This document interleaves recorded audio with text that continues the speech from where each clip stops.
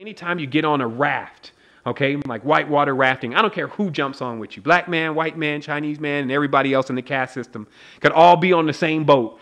But once they put that thing offshore, as far as any separation is concerned, it's over. Everybody's working together.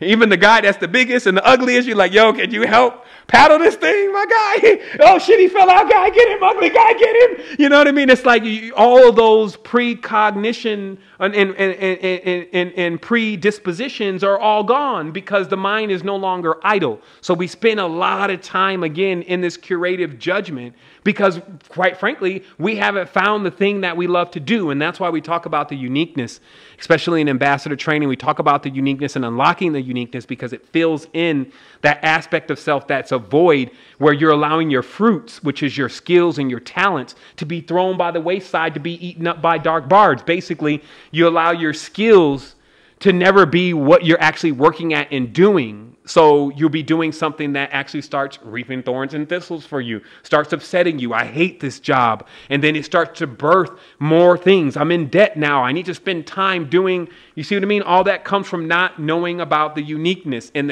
the brilliant part of the existence that we're in because of astronomy.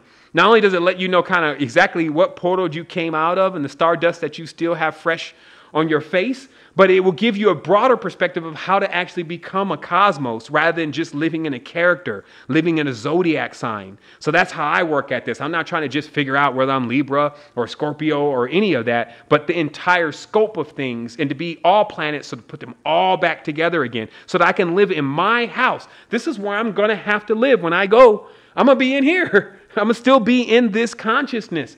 So if I put my consciousness in order and put my house straight where nobody is fighting in my house, do you understand everything that I'm explaining to you right now is taking place inside of you? So if you are warring with a planet inside of you, well, you can't stay inside. You definitely can't go in there. You can't go to that land. Some are warring with their livers. They're warring with their hearts. And so you can't go and find love. You can't go and find purification. You can't go and find those things because those things are not in you. But also, just as that can be disempowering to even think about that, it's empowering to know you have the power to just go right in on that thing and change it.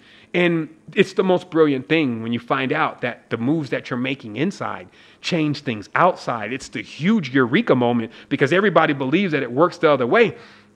And this is where magic comes from. This is why people don't understand how does something happen miraculous? How do they get to that next level? Well, they didn't see the change happening inside of you. And also remember, what we exist with here is likened unto the mind because the most powerful force you cannot see. It's like the wind, right? Where does it come from and where does it go? That is the same thing with your thoughts. Where do they really end? Your thoughts are limitless. Where do they come from? That's all the wind. So it shows you even the connection with how the wind moves about. The temperaments, all this is built inside. So when you're cloud busting and you're changing things that are going on around you because this is starting to actually perfect itself within, then you get it.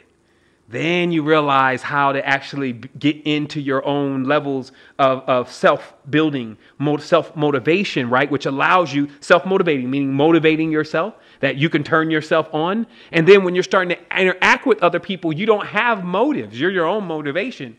What you have for them is you have the balance and you have the connection. Okay, so that's how that works, which is the sails.